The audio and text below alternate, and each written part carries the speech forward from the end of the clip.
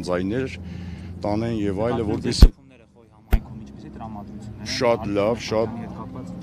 Արգիշտի Մեխակյանի հետ կապված մենք շփումներ չունենք, մենք շփվել ենք Խոյ համայնքի բնակիչների հետ, բոլորի,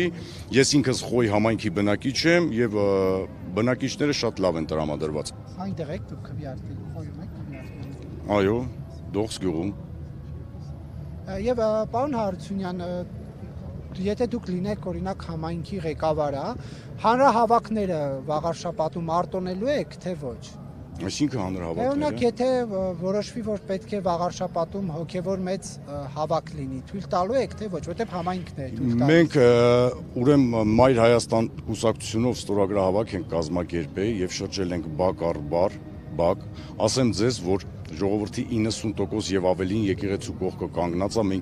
մենք մեր ամբողջ թիմով սատարում ենք մեր հայ առաքելական եկեղեցուն եւ կանգնած ենք մեր եկեղեցու կողքը։ Այն մի տոկոսի համար հավաք կարտոնեք, թե ոչ։ Այդ մի տոկոսը ձեր ասած 1%-ը չեմ կարծում, որ ինչ որ, հա,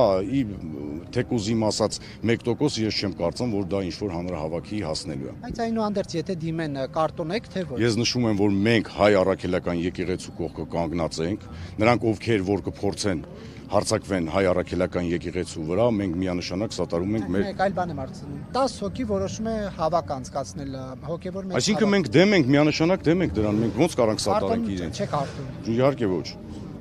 Այս ընթացքում հա բազմաթիվ խախտումների մասին է խոսում, նաև առևանգման դեպքեր արձանագրվել հենց ձեր, եթե չեմ սխալվում, աջակիցներից մեկին։ Այս մասով ինչ կասեք, ինչ Այդ մասով ես կասեմ, խախտումները թող իրավապահ մարմիններն իրենց դիրքերում լեն եւ խախտումներն արձանագրեն եւ ներկայացնեն համապատասխան մարմիններին, որովհետեւ մեզ է սատարում։ Շնորհակալություն։